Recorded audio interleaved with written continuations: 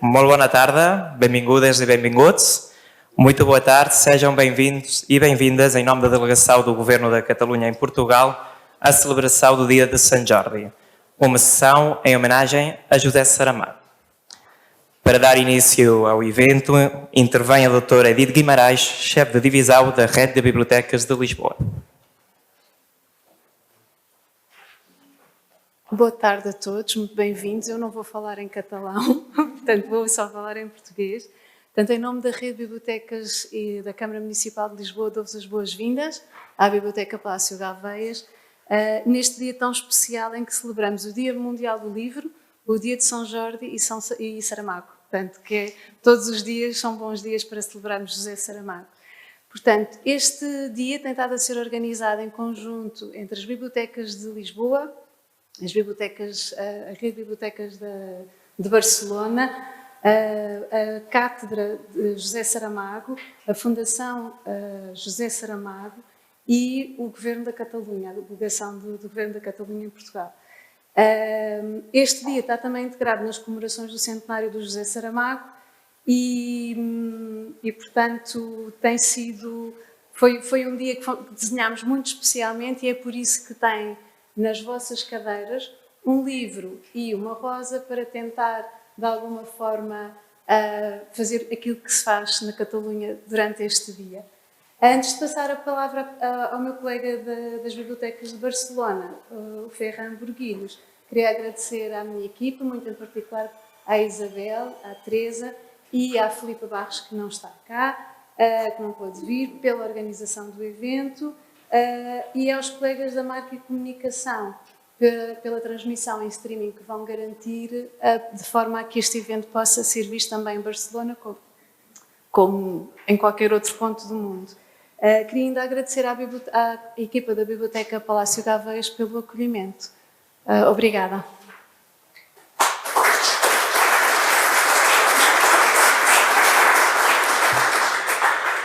A seguir, intervém de forma digital o Dr. Ferran Burguilhos, chefe do Consórcio de Bibliotecas de Barcelona.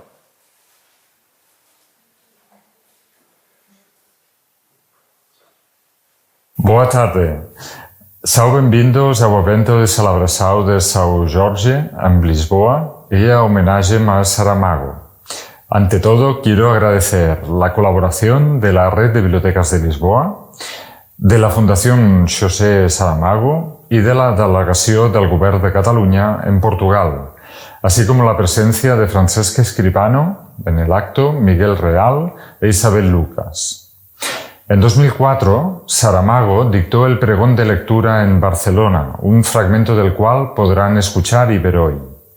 Como bien saben, la festividad de Sant Jordi se celebra con más o menos intensidad en Cataluña desde el siglo XVI, aunque no es hasta finales del siglo XIX cuando se consolida como fiesta cívica y cultural en Barcelona. La fiesta asociada al libro tiene su origen en la década de 1920, destacando Barcelona como una de las ciudades de mayor producción editorial del mundo. En 1995, la UNESCO declaró el día 23 de abril Día Mundial del Libro y de los Derechos de Autor. Es un honor iniciar esta colaboración con Lisboa y Portugal celebrando desde las bibliotecas el amor a la cultura, el amor a los libros y el amor a la vida. Como escribió Saramago, nuestra única defensa contra la muerte es el amor. Feliz Diada de Sant Jordi.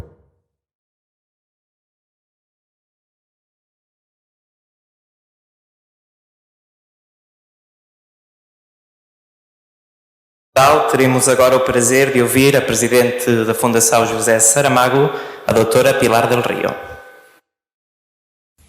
Boa tarde, amigas, amigos que aman la literatura, que aman y respetan o Día do Libro en Barcelona y que están por eso en Lisboa reunidos. Esta ponte aérea maravillosa, Barcelona, Lisboa, Cataluña, Portugal, que tantas alegrías nos ha dado y promete ainda darnos. Dicen que fale de aquel día en que José Saramago leyó en la Feria del Libro.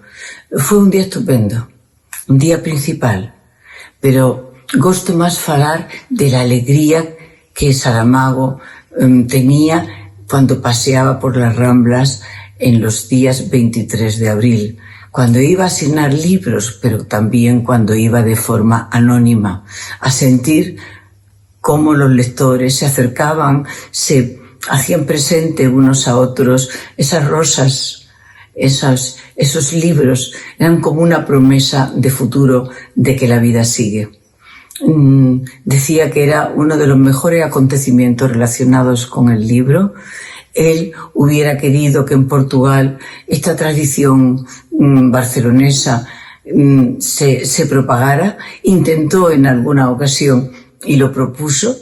Está muy bien que hoy estemos celebrando o estén celebrando en Lisboa, lamentablemente yo no estoy ahí, pero estén celebrando el Día del Libro, también con flores, también con solidaridad entre pueblos, también con libros en las manos, también con esperanza de un futuro mejor. Obrigada a todas y a todos.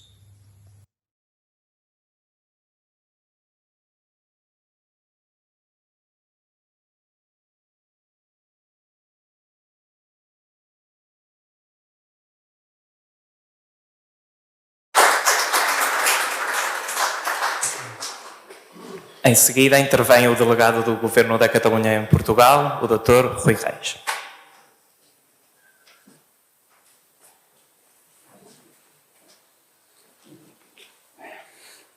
Excelentíssima doutora Edith Guimarães, chefe da secção da Rede de Bibliotecas de Lisboa, excelentíssimo doutor Carlos Moura Carvalho, diretor municipal da Cultura, excelentíssimo doutor Ferran Burguilhos, gerente do Consórcio de Bibliotecas de Barcelona, excelentíssima doutora Pilar Del Rio, presidente da Fundação José Saramago, senhoras e senhores que assistem presencialmente e em forma digital. Boa tarde, boa tarde. O Dia de São Jordi é uma das celebrações mais bonitas que existe na Catalunha. Ruas, praças e bairros enchem-se de pessoas que fazem do espaço público um ponto de encontro onde são oferecidos livros e rosas, partilhados sorrisos e conversas que criam cumplicidades e nos fortalecem enquanto sociedade. Esta descrição é bem representativa do que significa para a sociedade catalã o Dia de São Jordi. Contudo, considero que também representa na perfeição a principal função social e política da cultura, o tecer de relações entre indivíduos e comunidades com vivências diferentes e que, do encontro, enriquecem-se mutuamente. É por este motivo que a cultura tem sido uma prioridade ao longo dos anos na ação da delegação do Governo da Catalunha em Portugal. E a verdade é que o São Jordi 2022 em Lisboa, aqui na Biblioteca Palácio Galveias, tem um significado para nós muito especial. Trata-se de um evento que associa o dia cultural mais importante da Catalunha com José Saramago, um dos escritores mais importantes da literatura contemporânea mundial. Graças a esta associação, diferentes instituições portuguesas e catalãs mobilizaram-se para tornar este ato possível. Quero agradecer em particular à doutora Edith Guimarães e a toda a equipe da Rede de Bibliotecas de Lisboa, ao Ferran Burguilhos e ao João José Martim, do Consórcio de Bibliotecas de Barcelona, à doutora Pilar Del Rio e à Fundação José Saramago. Finalmente, também quero agradecer ao Dr. Jordi Sardán, da Cátedra José Saramago, da Universidade Autónoma de Barcelona. Recordo-me que o ano passado, em junho, teve um encontro em Barcelona com o professor Jordi Sardán, da UAP, e falamos da possibilidade de colaborarmos conjuntamente com a Universidade Autónoma de Barcelona na celebração do São Jordi este ano.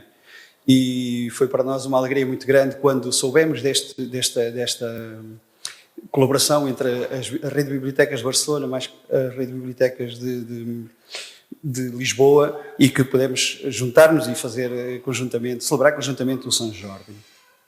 Hoje, todos aqueles que ainda não tiveram a oportunidade de conhecer a origem desta tradição que as crianças catalãs aprendem na escola, poderão fazê-lo graças à representação da lenda de São Jordi. Como podem ver no programa, será mais um exemplo de interculturalidade, pois a atriz Lavínia Moreira será acompanhada à guitarra portuguesa por Tiago Daneta. Para os catalanos e catalanas, que já conheceu bem a tradição, aquesta é a oportunidade para recordar a terra desde o exterior e reenfortir os ligames sociais e culturais entre a Catalunha e Portugal. Desde lá a delegação do Governo, os volemos oferir uma diada de São Jordi, onde a distância física não siga impedimento para regalar-nos a rosa e a libra como marca da nossa tradição. Hoje homenageamos o escritor José Saramago, uma figura ilustre da literatura portuguesa e cuja grande parte da obra já foi traduzida em catalão. Em particular, destaco, por mero gosto pessoal, o Memorial do Convento e o ensaio sobre a cegueira. Gostaria de sublinhar que teremos o prazer de ouvir algumas palavras de José Saramago, como aqui já foi referido. Na realidade, o Prémio Nobel da Literatura tem uma ligação forte com o Dia de São Jorge. Em 2004, José Saramago proferiu o discurso do pregão da leitura de São Jorge, realizado em Barcelona, mostrando aí a sua ligação à cultura catalã, mas também a ligação da Catalunha à literatura portuguesa. Assistiremos assim a um excerto do seu discurso, preparado pelas bibliotecas de Barcelona. Finalmente, e inspirados neste excerto, teremos uma discussão moderada pela doutora Isabel Lucas, entre os escritores Francisco e Escribano, que apresentou José Saramago no pregão de 2004, como poderão ver depois no vídeo, está junto, e temos o privilégio de ter o Francisco aqui. Muitas graças por venir desde Barcelona, que apresentou, como eu disse, José Saramago no pregão de 2004 e Miguel Real também, uma referência das letras portuguesas.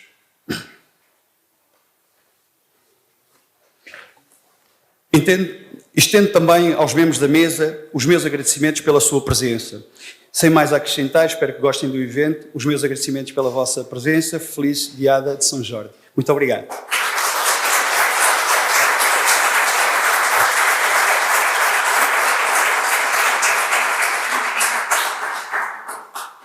Agora teremos o prazer de assistir à representação da lenda de São Jorge, a cargo da atriz Lavínia Moreira, acompanhada da guitarra portuguesa por Tiago Daneta.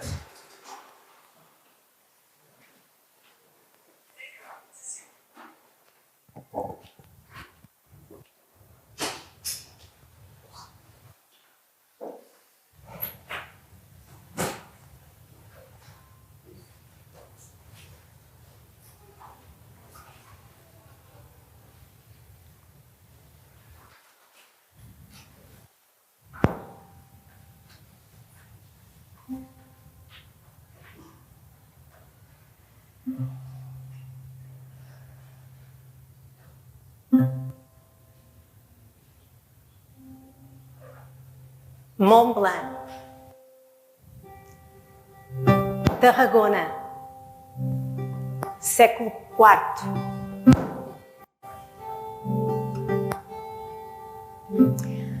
Uma povoação pacata, em paz há muitos anos.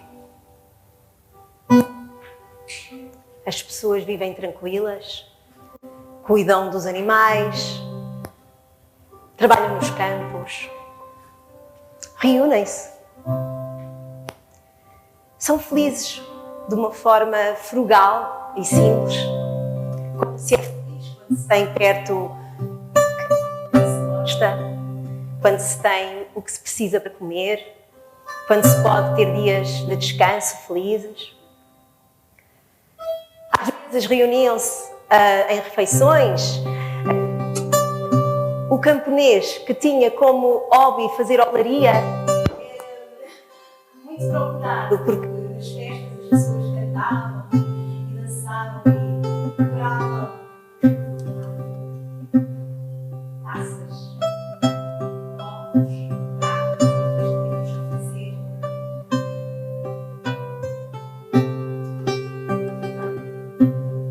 O rei era muito chique.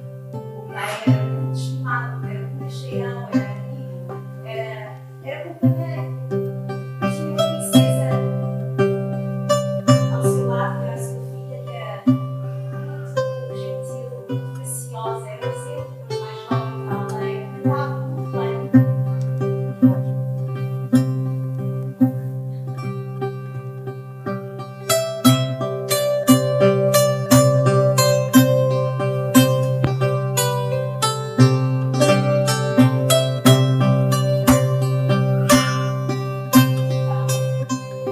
Eu ia dizer. Princesa popular, um rei simpático. Temos esta princesa que é dada pelos seus súditos. Não tem súditos, que são basicamente brincadeira com quem está. E temos uma população tranquila, há muito tempo em paz, há 3 gerações que não há conflitos. O rei a sua vizinhança com os outros reinos. Um dia, solene e tranquilo e alegre como qualquer outro, revelou-se a ser o pior que já tínhamos experimentado dele. O sol alto, quem trabalhava no campo, começou a ver umas sombras estranhas. Olhava para cima e não havia nuvens. E as nuvens não seriam nunca tão rápidas para aparecer e desaparecer. Então, começaram a ficar tensos.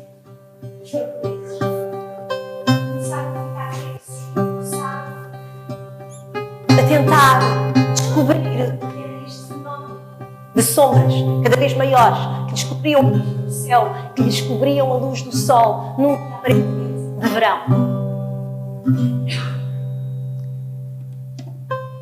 A verdade é que quando perceberam que a sombra que se aproximava envergadura de 20 metros, sequer concebido isso, que tinha calor dentro, como se carregasse que era coberto de estrelas, que eram como placas que refletiam a luz, e por isso é que eles não compreendiam como refletiam, faziam um espelho, e de repente os montes e colinas que eles conheciam e que sabiam que eram pecados e que confiavam toda a sua vida a aproximar-se deles, a querer esmagá-los. Uns ficaram estarrecidos, pedra, não se vê, outros acham que queriam proteger os seus, os mais jovens, as crianças, ou a avisar os anciãos que estavam intramuros, a avisar o rei, porque isto não era uma coisa pouca, isto era uma grande ameaça. Mas esse ser, esse ente que os sobrevoava era muito mais veloz. Ultrapassou-os, fez razias aos telhados da aldeia. Se estar a avaliar quantas torres, quantas casas, quantas reses, quantas cabeças, vários voos e de repente concentra um ronco de fogo cuspido sobre o telhado como de um estado. Uma vez sem telhado, mergulha, abocanha um bezerro vigoroso que de um só trago engole à vista de todos. E depois dá uma chicotada com a cauda gigante e afasta-se na direção do sopé da montanha que se avista no horizonte. Um silêncio pesado e todos se ficam. Ouve-se o resto das chamas do telhado agora ardido. Ouve-se alguns choros, os choros de crianças pequenas, e ouve-se uma brisa que não diz já passou, mas diz, e agora? E agora?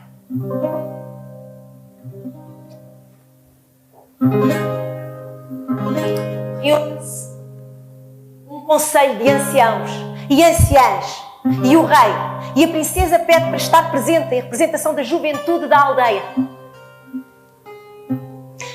Não havia ali guerreiros, como vos disse no início. É uma povoação pacífica. Há gerações que são apenas camponeses e pessoas que têm vidas tranquilas. Isso não é bom neste caso. Começam a pensar, nós não estamos preparados para uma ameaça deste... Nós não podemos combater um monstro que voa e cospe fogo. O rei decidiu, ainda pálido e chorado, escrever para todos os reinos vizinhos a pedir auxílio. Ele pensa, vamos ganhar tempo, vamos pedir auxílio. Podem vir outros homens, podemos criar um exército e, quem sabe, alguém que já tenha enfrentado uma ameaça como esta e traz ideias que podem ajudar-nos. E, entretanto, ganhamos tempo da seguinte maneira: todas as manhãs levamos a refeição ao dragão, longe das premissas da nossa aldeia. Vamos levar, ele estará lá no sopé da montanha, portanto há uma clareira, irá alguém levar 2 bezerros por dia até à clareira, saciamos a fome do dragão e ganhamos tempo e esperamos reforços. E assim foi. Até acabarem os bezerros. E depois acabaram os borregos. E depois acabaram os cabritos. E 3 meses depois não havia resposta nenhuma de auxílio e já não havia um animal de quinta vivo na comunidade.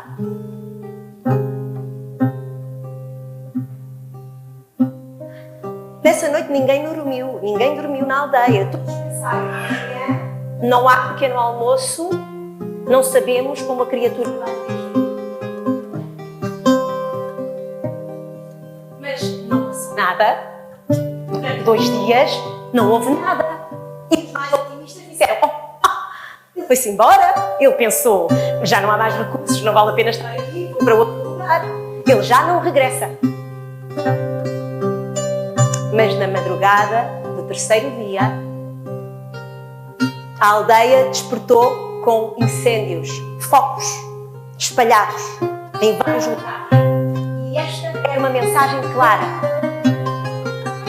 Ele não teria ido embora como desejavam, não. Ele estava ali e ameaçava ainda. E um jovem ofereceu-se. Eu vou até lá, eu vou negociar com ele, eu vou dizer-lhe, já não temos nada, vai-te embora, já te servimos durante tanto tempo.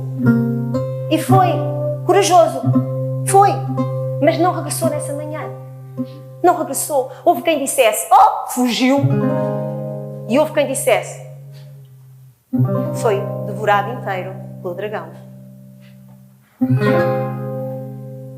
Então, um conselho que durou horas e onde foi decretado o seguinte: a partir de hoje, todos os dias sorteamos um nome, independentemente da sua função na comunidade, independentemente da sua condição. O nome sorteado será o da pessoa que será o nosso sacrifício ao dragão para nos ganhar algum tempo ainda. E assim foi, num caldeirão. Foram colocados os nomes. O rei retirou-me. Tremeu, porque era a filha. Dezenas de mãos se levantaram naquele momento e disseram, eu vou. Ninguém queria que a princesa fosse a primeira a sacrificar-se. Mas ela era a luz daquela aldeia, ela era bondosa, ela era gentil, ela era bela, ela era alegre, ela mostrou uma coragem incrível quando disse, não, vou eu, estou preparada. E antes de amanhecer, acordou, banhou-se, essa última vez. Vestiu-se sem cuidado e fez-se ao caminho rumo à clareira no sopé da montanha onde devia encontrar o dragão. E pensamos, se calhar teve medo que isto ia encontrar o dragão, se calhar hesitou, se calhar chorou, se calhar desesperou, se calhar chegou lá e... Não. O que nos chega é que ela se ouvindo o chiar dos pássaros, como se quisesse guardar esse registro numa memória universal. Que ela chegou à clareira tranquila, quando os primeiros raios luziam, que observou o mundo ao seu redor, como se quisesse, lá está, guardá-lo para a posteridade, para todos. Ela inspirou o ar fresco daquela madrugada límpida como se fosse a própria Ambrósia do Olimpo. E ao mesmo tempo em Mont Blanc, uma cidade fantasma, onde as pessoas pareciam querer desistir de viver, sucumbiam os cantos em dor, começa a ouvir-se um trote. Bem longe, mas já se aproxima. Vem um jovem a cavalo.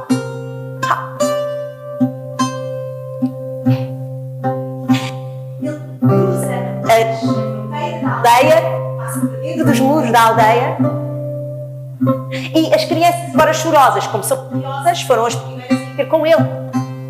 E disseram: dragão, a princesa, a clareira ali, a montanha. E o cavaleiro não percebeu nada, porque eles falavam todos ao mesmo tempo e estavam num discurso interpretado de soluços ainda. E um senhor idoso que estava muito quieto, a olhar o horizonte, falou: vens combater o horror que nos consome há muitas luas.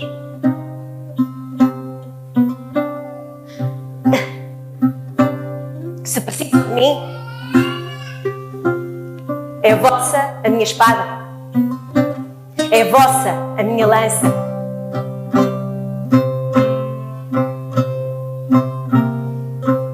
Talvez tenha estado, mas a cavalo, lá vai o cavaleiro, o nosso jovem, encontra a clareira ao subir a montanha, onde espera cumprir a sua missão. E quando chega lá, vê uma jovem que parece estar em meditação, parece estar à escuta, parece estar à espera. E depois olha em redor e mas onde é que está aquela fera temível? Não vejo.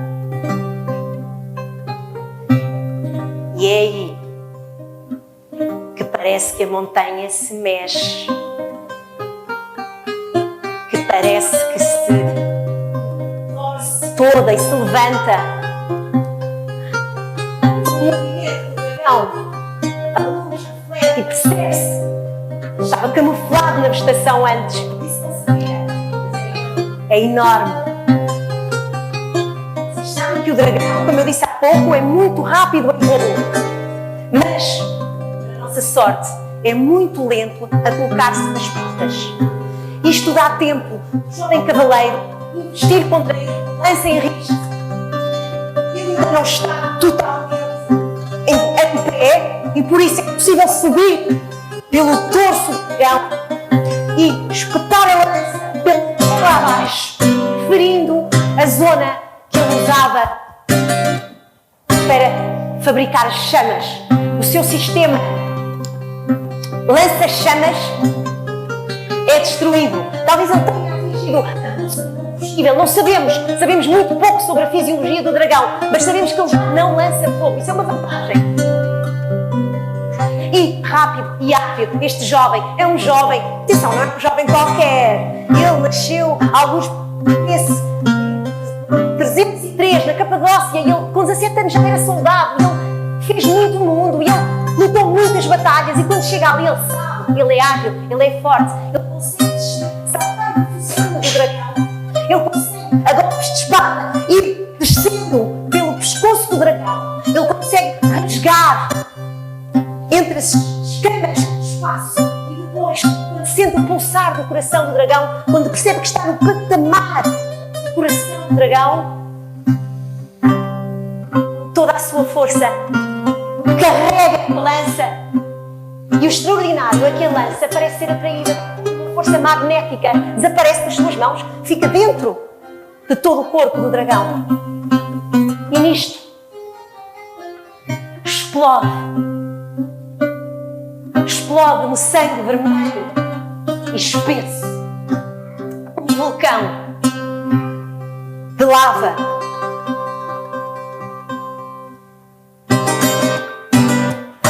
A tempo, a princesa pegou no cavalo, montou derrotou-o e passa por baixo da fera a tempo de segurar o cavaleiro que, se tivesse ficado ali, tinha sido esmagado por este monstro que agora cai. Antes de desmoronar, ele alcança-o, atrás do cavalo, fogem os dois para um espaço seguro e começam a ver de longe o derreter da fera. O derreter da fera, o sangue a ficar embebido no sol, borbulhante, como se fosse um pântano vermelho. E muito rapidamente, num abrir e fechar de olhos, rebenta uma plântula verde. Mas de repente parece que está uma magia, faz acelerar isto, e a plântula verde de repente é já uma roseira com rosas em flor, de vermelho mais vermelho.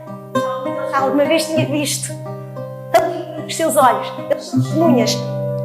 O dragão e o seu coração deram uma roseira. Não há mais coração do dragão, mas há estas rosas. A imagem do jovem príncipe, cavaleiro. Ele não é príncipe, princesa, cavaleiro. Da jovem princesa a receber uma rosa deste cavaleiro corajoso, ficou imortalizada em muitas obras de arte. E pode-se ver ainda hoje, chegaram aos nossos dias, esta imagem, o cavaleiro, a rosa vermelha e a princesa. Eles chegam a Mont Blanc e são aplaudidos por todos, com muita alegria e com uma especial gratidão do rei, não é? Que recupera a sua filha.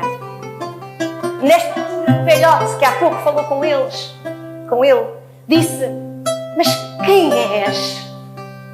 Quem és? A quem devemos tanto agora? O cavaleiro diz só: Jordi.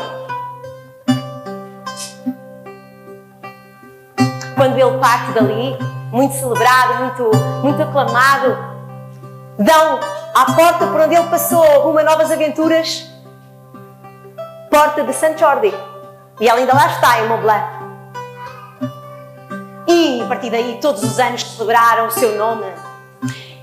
Outros feitos lhe terão rendido o nome de santo mais tarde.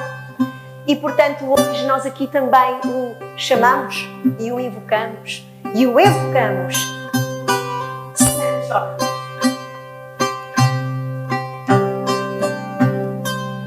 O eco que ficou em Mont Blanc das crianças que, quando falam em Jordi e fazem brincadeiras, são eles os cavaleiros que matam os dragões e desaparecem da vida.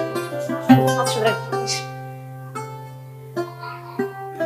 Todos eles têm isto presente. Queremos ser como Jordi, não havemos de recuar perante o dragão, seja ele qual, e, em regra geral, cada um tem o seu erro, cada um tem o seu dragão. Sant Jordi.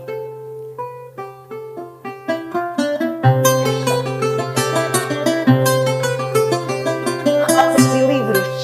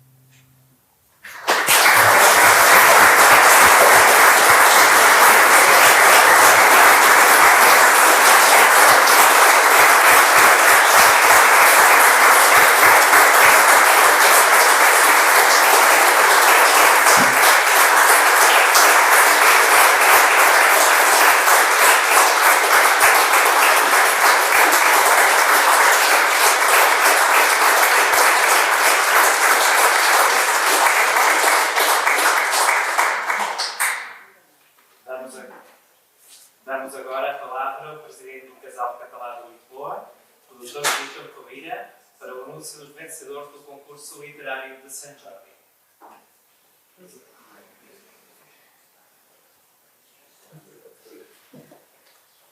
Boa tarde, graças à autoridade aqui presentes, saudar-vos a todos. Agradecer muitíssimo a Rádio Rui Reis pela oportunidade de falar neste cenário fenomenal, depois deste momento que todos vimos. A nossa associação, que eu tenho a sorte ou o privilégio de presidir, a Casal Catalão de Lisboa, tem 4 anos, é uma associação pequenina, formada por membros por cidadãos catalães e não só, que somos residentes aqui em Lisboa. Tem 4 anos e foi criado em junho de 2019. Aquele 2019 não conseguimos ainda celebrar o Sant Jordi. A partir de então, em 2021 e este ano em 2022, celebramos um concurso, que é uma coisa que se faz também muito, não só as grandes letras, não se celebra só as grandes letras da literatura, também, como disse bem o Dalagat, desde as escolas se fazem pequenos certámenes literários para promover a criação literária dos mais pequenos, o amor pela leitura, pela criação literária. Então, a nossa associação criou também este concurso, assim como fazem as Casas da Catalunha ou Casals Catalans pelo mundo fora.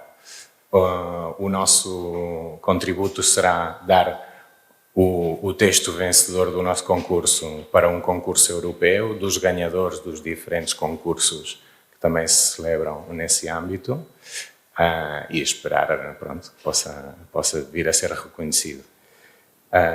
Sem mais, então, o texto ganhador foi apresentado por José Martins, um português, escrito um texto em catalão chamado Azaruja, el gust per la llengua. Ele utilizou o pseudónimo de Artur Surera. E também, como disse bem um colega da associação, é um claro reconhecimento à língua catalã por parte de um amante da diversidade, porque vê-se claramente que é um texto de uma pessoa que não tem o catalão como língua materna, ou como língua do dia a dia, e que faz um esforço por escrever em catalão. Para ele será, então, um exemplar de Resistir ao Tempo, a antologia de poesia catalã, editado bastante recentemente por Àlex Tarradella, Rita Custódio e Sion Serra Lopes. Este é o meu exemplar que eu trouxe para que o Àlex e a Rita me possam assinar, que é uma coisa que fazemos também muito em Barcelona e em toda a Catalunha, é encontrarmos com os autores, leitores e autores nas ruas para poder conversar, deixar uma marca num livro e reconhecer a importante tarefa dos escritores e escritoras. E mais nada, només dir-vos, i ara sí passant una miqueta en català, perdoneu, és el dia de la rosa, el dia del llibre, i d'aquí a un parell de dies serà el dia de la rosa i del clavell, així que ens trobarem als carrers de Portugal. Doncs visca Sant Jordi i visca Catalunya. Moltes gràcies.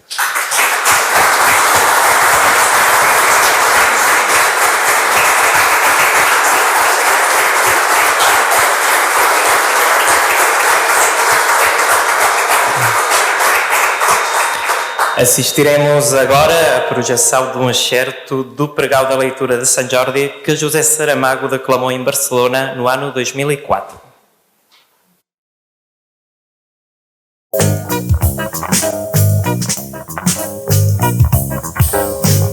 Ellos creían que nos habíamos cansado de protestas y que les habíamos dejado libres para seguir en su alucinada carrera hacia la guerra. Se equivocaron. Nosotros, los que hoy nos estamos manifestando, aquí y en todo el mundo, somos como aquella pequeña mosca que obstinadamente vuelve una y otra vez a clavar su aguijón en las partes sensibles de la bestia. Somos, en palabras populares, claras y rotundas para que mejor se entiendan, la mosca cojonera del poder.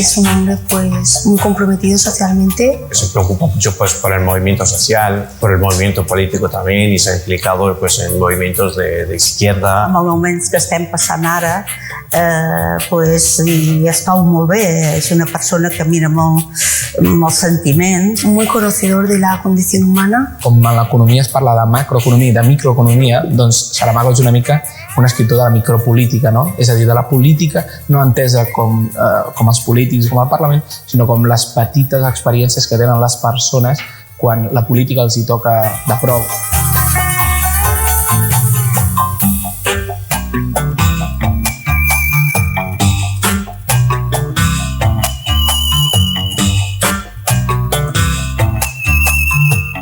Té una prosa molt literària, molt bonica. Hi ha frases molt expressives que més aviat podríem dir que semblen versos. Es maravilloso, son largas frases llenas de adjetivos. Es una narración continuada que no diferencia els diàlegs. Solo con abrir un libro ya te das cuenta. Apenas si hay separación, es como un magma, es como un río, desde la primera palabra a la última.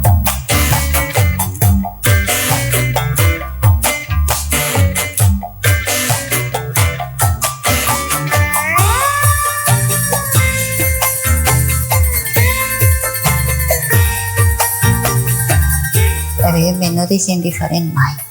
Els seus llibres són difícils de llegir, hi ha alguns que et costa entrar-hi, però quan els acabes de llegir et dones compte de tot el que et vol dir. D'alguna manera et canvien la vida i trobes explicitat tot allò que tu penses i que no pots expressar. Les seves històries, tot i estar dintre d'un món tan dur com el que estem, tenen una certa tendresa, no sé, tenen altres valors que no es troben tan sovint avui dia, però que són els que realment importen.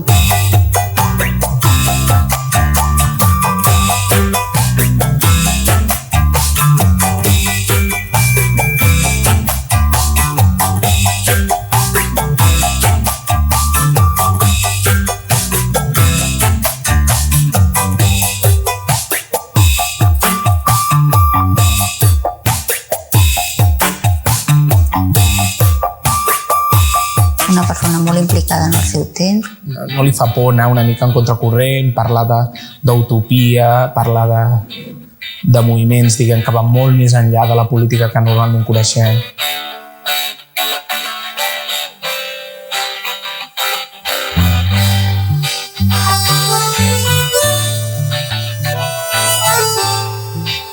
Saramago és un intelectual. Compromès, Social, muy político. És crític. Humanista. No s'ha quedat mai enrere. És èticament conseqüent. Positiu. És bona persona. Cercanía, el calor, es muy portugués. Ingenu a vegades. Pienso que ve la esencia de las personas. És transparent. És autocrític. Descriptivo. Un filòsof. Está claro, un escritor, y no es tan sencillo decirlo al día de hoy. Els llibres sempre fan pensar, no? Si tenen alguna cosa, si tenen un fons, sempre et fan pensar. Saramago és, si estàs despert i obert a noves maneres de pensar, doncs ha d'agradar per força. La força, la naturalitat i la coherència de Saramago té molt a veure amb els seus orígens humils i pobres. És un home que és de la terra perquè ve de la terra, perquè és terra. És l'única herència que la seva família li va donar. No va poder créixer envoltat de llibres, però es va fer gran escoltant històries i aprenent a aprendre'n tot el que les històries poden ensenyar.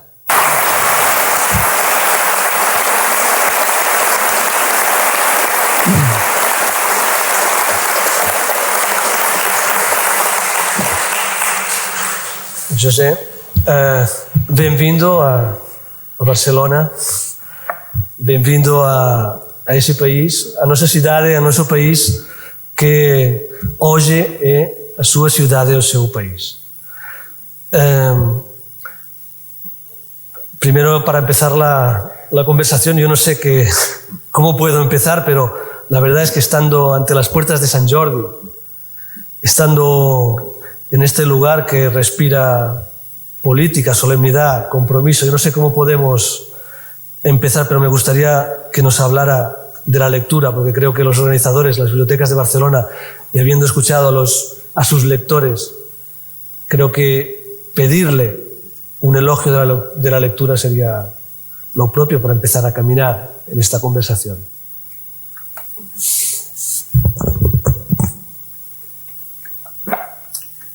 Bueno, muchísimas gracias. Yo creía que llegaría aquí, que me sentaría delante vosotros con una incumbencia que sería hablar, ya me lo habían dicho, de la lectura, hacer lo que parece deber ser un elogio de la lectura, como si la lectura necesitara elogios. Yo no sería probablemente el escritor que soy si no fuera por una biblioteca de Lisboa. Es cierto que yo antes tenía la curiosidad de la lectura. En mi casa, en casa de mis padres, no teníamos libros, ni uno, o quizá uno que estaba en un cajón como si fuera una especie de reliquia que no nos pertenecía, porque pertenecía a otra persona que vivía con nosotros en la misma casa. Y entonces el libro era como, puedo decirlo ahora porque entonces no lo pensaba así, claro, el libro era como un continente, o como una isla desconocida, de que se hablaba y a que se podría llegar un día. Y yo no sabía cómo es que podría llegar un día. Por otra parte, ni siquiera me planteaba ese viaje, porque no me planteaba entonces ningún viaje. Pero yo tenía 15, 16 años y algo había leído. No libros nuestros, porque, repito, no los teníamos, pero algún libro que un compañero de estudios me prestaba, hasta que descubrí la biblioteca.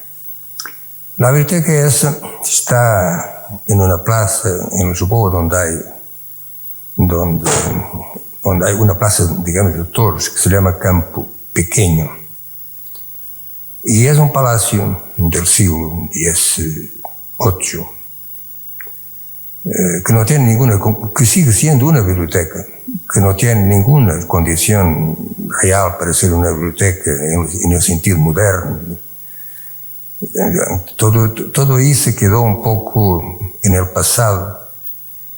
Pero a mí me gustaría, porque he estado con Pilar, he estado hace muy pocos días presentando un libro de otra persona, claro, y estaba en la sala, en el salón mismo, donde yo había leído todo lo que podía. Y me hubiera gustado entonces que la sala estuviera exactamente como yo la conocí, sombría, un poco oscura, muebles viejos, a lo mejor los han sustituido. Y ahí, saliendo de casa después de la cena, y hasta las 11, 11:30 o algo así, que era cuando cerraban, sin nadie que me dijera, bueno, ahora te vendría bien que leyeras esto, o entonces al contrario, no, esto no vale la pena leer, eres demasiado ignorante o demasiado joven para entenderlo, no lo lees. Pero afortunadamente yo no tenía nadie allí que me dijese, no lo hagas, o sí, hazlo. Y cuando yo digo esto, no es por una especie de pequeña provocación, como si los maestros no fueran necesarios, que sí lo son. Pero yo tengo esta idea que es una cosa que siempre me perturba mucho, es cuando me encuentro con libros para niños, y ahí se dice que el libro es para un niño de 5 años, o de 7, o de 8. Y yo me pregunto, ¿qué es lo que los adultos saben de un niño de 7 o 8 años, o de 5, para decir que el libro que le conviene es este y no aquel? Y más, yo creo que deberemos leer siempre por encima de lo que podemos aprender, captar la lectura. Y es en el sentido de que cada libro, en el fondo, es como esa isla desconocida que siempre necesita un viaje nuevo, porque cada libro es un libro nuevo. De gratitud inmensa, que a lo mejor las personas que estaban en esa biblioteca antigua no tenían ninguna idea, yo tampoco la tenía, de la dimensión, del tamaño de la deuda que el chico, que el joven que estaba allí sentado, estaba contrayendo para todo el resto de su vida. No sabemos nada de lo que está pasando cuando pasa, lo sabremos siempre más tarde, alguna vez demasiado tarde. Entonces, una biblioteca para mí es el lugar por excelencia, es decir, el espacio, esa especie de... Yo creo que por la noche los libros hablan unos con los otros. Esto es un poco retórico, yo soy la primera persona a reconocer porque los libros no hablan, claro, ya lo sabemos. Pero estamos realmente seguros de que los libros no hablan. Yo no sé, es decir, imagine que de un lado está, que aquí está un libro de Montaigne y al lado está un libro por ejemplo, de Shakespeare. Es imposible que no se comuniquen uno con el otro.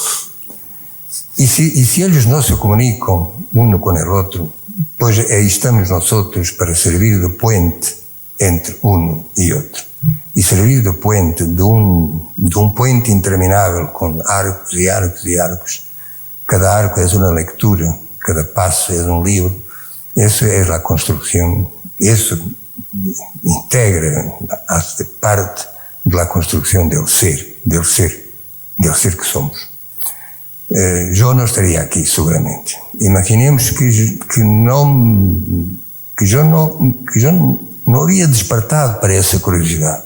¿Dónde está el libro? Es como si yo no los tengo aquí, ¿dónde están los libros? Y alguien me habrá dicho en la biblioteca. Entonces yo no estaría aquí sin la biblioteca. Y todo lo que estáis haciendo, que algo conozco, todo lo que estáis haciendo aquí, hacer resucitar las bibliotecas. Yo creo que las bibliotecas han vivido mal durante años. La biblioteca para mí es un espacio que puede ser pequeño, que tiene uns libros que están así, unos y otros, que tienen una silla, que tienen una ventana, y donde no pasa nada sino eso, la aventura del leer y la maravilla del entender. Y eso es lo que realmente, para eso está la biblioteca.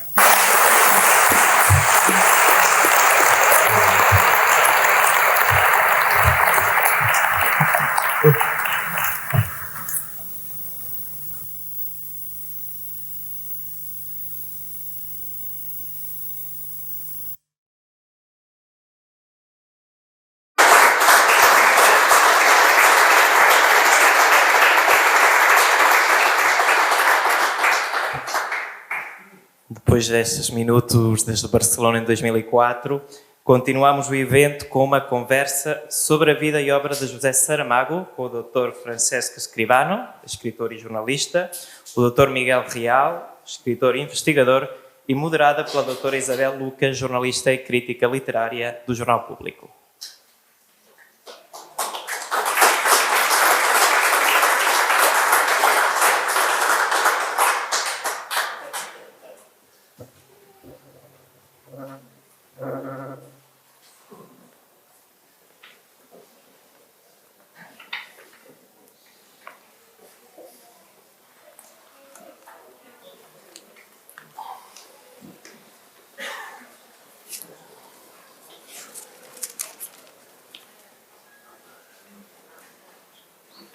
Olá, boa tarde. Não sei se está ligado. Está ligado? Agora acho que está ligado. Boa tarde. Quero agradecer quem me convidou para estar aqui nesta conversa com estes dois amigos, um velho amigo, um novo amigo, e todos e todas que estão aqui. E é impossível não ter ouvido estas palavras de José Saramago sem alguma emoção, pensando que estamos precisamente nesse lugar, lugar onde ele não teria sido aquilo que foi, e um lugar que ele recorda Saturno e que felizmente nós podemos observar como se transformou, e agradecer também a quem tem feito isso pelas bibliotecas, tornando-as lugares mais vivos, e onde a leitura pode ser feita com outro tipo de prazer que não aqueles que nós ouvíamos todos quando vínhamos para aqui. Eu também estudei aqui e ainda isto não tinha estar. Portanto, mas começar esta conversa por apresentando o Francisco Escribano. Ele é jornalista e é escritor. O Miguel Real também é escritor, é investigador, é um estudioso da obra de Saramago. Mas eu gostava de recuar até àquele ano de 2004, 8 anos depois dele ter vencido o Nobel, não é? E tentar perceber como é que era naquele momento a relação da Catalunha e dos leitores da Catalunha com o escritor português, que tinha uma relação especial com aquele espaço, aquele território, não é? Boa tarde. Primeiro, eu vou falar português, mas eu prometo só ferir um pouco a sua língua. Tentarei de não assassiná-la muito. Eu feriria muito mais a sua. Mas nós, como catalães, apreciamos muito quando alguém faz o esforço de falar na nossa língua, então por isso que nós sempre tento de falar aí tão português. Então, desculpe, peço desculpas por isso. Então, eu quero fazer uma correção, se me permite, ao delegado. Diz uma coisa que eu devo corrigir você. Você diz que a dia de Sant Jordi é o dia mais importante da Catalunha, o dia mais importante. Eu vou corrigir, é o dia mais importante do mundo, um dos dias mais bonitos do mundo. Você diz bonito, porque é uma das festas que eu gostaria de... Falamos muito do livro, mas é um dia do amor. É um dia, essa rosa é uma rosa que... é a rosa, esse intercâmbio da rosa e do livro que estamos vendo aqui. É uma coisa que todo mundo faz, é uma coisa que estamos espalhando um pouco por outros. Creio que em Japão também copiaram, e agora aqui em Lisboa estamos a começar. Então vamos ver se mudamos a tradição e mudamos a tradição de São Valentim, que vem dos Estados Unidos, e fazemos o Sant Jordi, que vem da Catalunha, para aí superar aí. Então, como dizia, esse 2004 foi o primeiro Sant Jordi de Saramago em Barcelona. Era muito especial, porque ele posso dizer que é um dos escritores mais queridos nesse momento, por o seu posicionamento. Vocês viram no início do vídeo que aí estava no movimento contra a guerra, curiosamente um paralelismo da situação que estamos vivendo agora também, que era essa guerra contra a guerra do Iraque, tudo isso, as armas de destruição massiva, tudo isso. Então ele era uma voz muito potente aí, tinha muita gente que, por o seu posicionamento político, mas sobretudo era amado por a sua literatura. Tem muita gente que chegaram ao Saramago através da tradução em castelhano da Pilar del Río e das traduções em catalão de Xavier Pàmies. Muitos leitores de Saramago que chegam a Saramago através do catalão. Agora, a editorial Navona está fazendo novas reedições de Saramago e o editor Ernest Foll me diz que era muito importante dizer que se está fazendo, que Saramago está sendo traduzido. Então, eu recordo muitas coisas desse dia. Recordo da sua paixão por Barcelona, por as Ramblas, como dizia, por passear, por o encontro com a gente. Mas eu, para destacar, porque eu não sou um saramaguista que estou aqui, eu já disse para o Dr. Real que eu tive essa experiência única de estar com ele, que foi uma coisa que eu ficarei para mim toda a vida. todo esse dia inteiro com ele, mas tem uma coisa, um recordo muito... Esse dia ele apresentava o ensaio sobre a lucidez, e esse dia, nesse livro, estava dedicado a Manuel Vázquez Montalbán, porque fazia muito pouco tempo que Manuel Vázquez Montalbán morreu. Um ano depois, por aí, não? Sim, sim. Então, ele, no livro, a dedicatória que fez no início do livro é, para Manuel Vázquez, diz, a Manuel vivo. E ele diz, digo que Manuel vivo porque Manuel está vivo. Porque a sua obra, a gente que ama a sua literatura, que tem recordar, ele está vivo. E então esse foi um dos momentos que mais me chegou do que diz José Saramago. Eu penso que é bom de trasladá-lo agora aqui. José vivo. José vivo.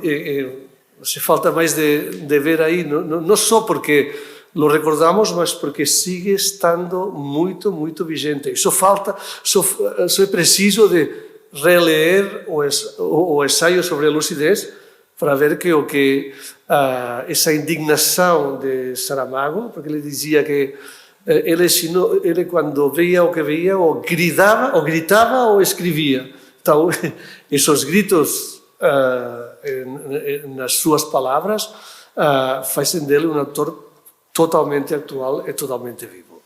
Sim, pegando precisamente nesta ideia, e dando aqui a volta à pergunta que eu tinha pensado para começar, mas que agora farei de outra maneira, que é este lado ativista do Saramago, que desde logo começou a ser notado na literatura do Saramago. O Saramago, quando começa a escrever, esta paixão por ideais, não é? A luta por alguns ideais estava lá. Ou seja, é uma espécie de ensaio feito romance, como chegou a dizer. Não é?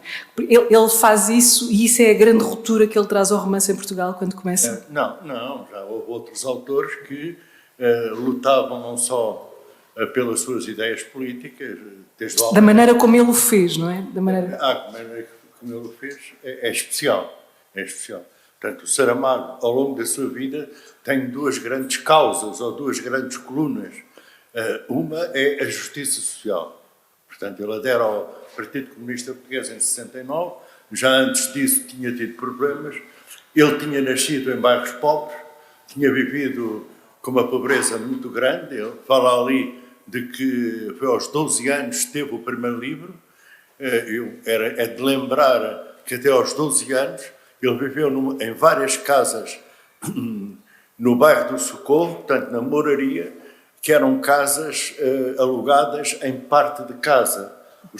Havia 3 casais que alugavam uma casa, os pais do Saramago eram uns, e só havia um quarto para os pais e para ele.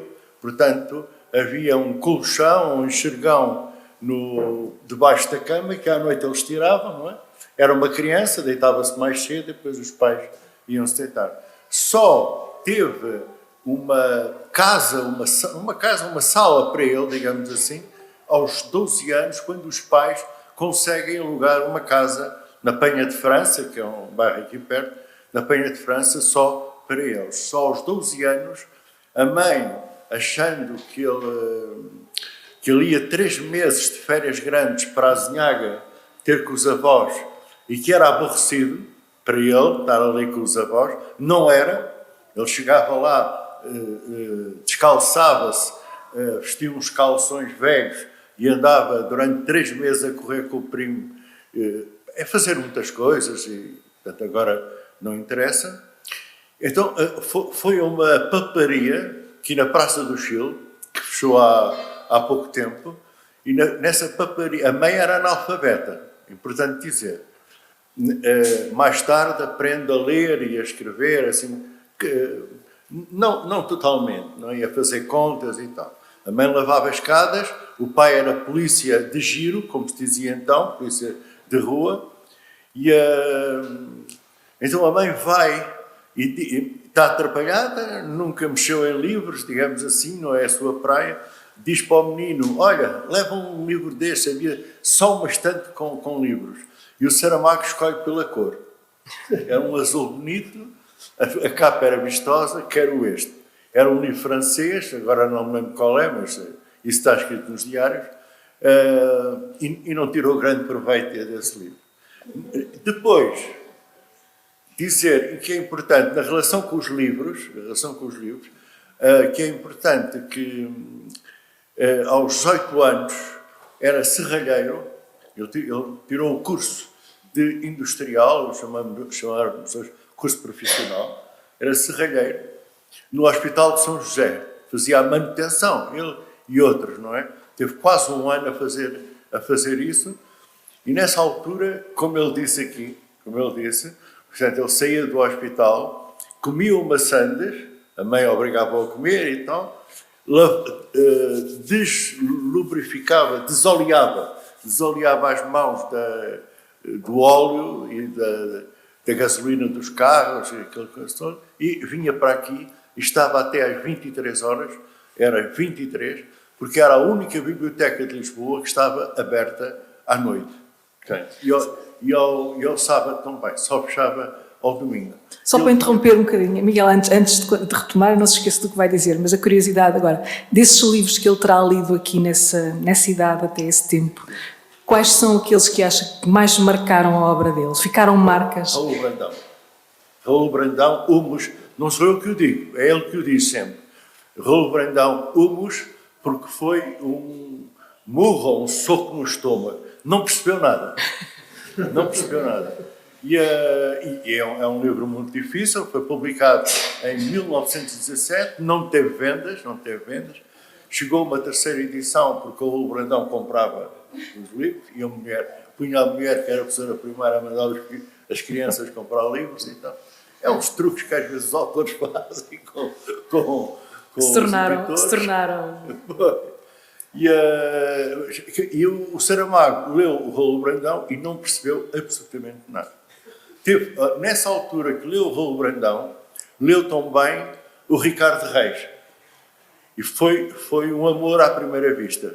Ele diz, estava no final da escola profissional, foi à biblioteca, já tinha lido os livros quase todos da biblioteca de Afonso Domingos, eram os clássicos, os normais, e estava lá um livrinho de capa dura, encadernado, muito fininho. Ele puxou, começou a ler, era a Atena, portanto uma revista 24-25 que o Fernando Pessoa dirigiu. Nesta revista, Fernando Pessoa, apresenta ao mundo o Ricardo Reis. O Ricardo Reis não tinha tido publicação antes. Os amigos conheciam, mas ninguém sabia. E o Saramago lê e pensa que está a ler um poeta mesmo chamado Ricardo Reis, não o heterónimo. E escreve aquilo que eu vou dizer, são palavras dele. Portanto, isto é a beleza em estado puro. Depois diz, isto vai conduzi-lo, ele e o Brandão, e depois diz, isto foi um sol novo que me apareceu. Ele tinha 17, 18 anos, era finalista. Nesse ano que era finalista, uma professora levou-os, a turma, para a escadaria de Afonso Domingos, já não existe agora, e estavam-lhe a falar o que é que queriam fazer quando fossem grandes. Quando fossem mais velhos, quando acabassem o curso e se fossem embora. Cada um disse o que queria saber, queria ser um serralheiro, outro de oficinas, outro engenheiro, etc. Quando chegou a vez do Saramago, disse que queria ser escritor. Portanto, foi a primeira vez que ele consciencializou. E agora reparem, por favor. Ele tinha 17, 18 anos, portanto, ele era finalista e esteve mais um ano por causa das equivalências, teria 17, 18 anos. Ele só se sentiu escritor em 1980, quando publicou Avançado do Chão. E depois, verdadeiramente, em 82, quando saiu o Memorial do Convento. Portanto, entre os 17, 18 anos e os 58, 60, o que é que ele andou a fazer? A tentar ser escritor e a não conseguir. Ele editou uns livrinhos pelo meio, não é? Mas não conseguiu. E a ler. Mas o Francisco queria dizer qualquer coisa. Não, só quando você dizia isso, que muitas vezes lia e não estava compreendendo, ele aí nessa imagem que ele faz aí, que fez aí nas bibliotecas, de que os livros nas bibliotecas talvez falam entre eles e tudo isso. Então uma coisa, ele contou que ele aí, um dos primeiros livros, não sei se foi dos primeiros, foi O Paraíso Perdido de Milton. Que ele viu O Paraíso Perdido de Milton e que ele não compreendeu. Como você, que não compreendeu bem, mas ele diz, depois, quando no Evangelho segundo Jesus Cristo, que eu estou seguro que o diabo do Evangelho de Jesus Cristo é família do diabo do Paraíso Perdido de Milton. Seguro. Ou seja, ele chegou a Milton de outra maneira. Aparentemente não entendeu, mas aí alguma coisa viajou do Paraíso Perdido de Milton até a sua obra. Contando, agora sim, Raul de Bardão respondeu, mas voltando então à pergunta que eu lhe queria fazer é, quando aparece José Saramago, já escritor, não é? Sobretudo Sim, e este 1980 com o Levantado do Chão, não é? Que marca de facto qualquer coisa na literatura portuguesa. Que marca é essa diferente que o Saramago traz a uma literatura que então estava assim numa fase meio... A literatura estava estudada. Isso. Até parece um bocadinho agora, há 2 ou 3 autores, mas uma literatura estava totalmente estudada. Parece que o sol... Estilada. Tinha aparecido o Lobo Antunes um ano antes. O Lobo Antunes não começa a aparecer. Sim. Em 79 ou 80 aparece o Lobo Antunes, a Lídia Jorge, a Hélia Correia, o Saramago, aparece mais o João de Mel. O João de Mel aparece em 82, portanto, é naquela passagem. Mas o Saramago traz o quê? O que é que o Saramago traz no meio disto? Não falemos dos outros agora, não vale a pena. Né? O que é que o Saramago traz? O Saramago tinha ficado desempregado em 75. Portanto, tinha 50 e tal anos, estava farto de trabalhar. Ele traduziu 10.000 páginas, sobretudo do francês, também do espanhol, mas sobretudo do francês para o português. 10.000 páginas. Ele comia aquilo que conseguia tirar das traduções. Portanto, se quiserem um retrato do Saramago, podem ler a História do Cerco de Lisboa. O revisor Raimundo Silva é ele. Portanto, levantar-se, fazer a barba, vir beber um café, sentar-se à máquina de escrever, começar, à 1 hora abrir uma lata de atum, dar um passeio ali à volta, vir novamente e tal. Depois chegava a Isabel a casa às 6, 7 horas. E, portanto,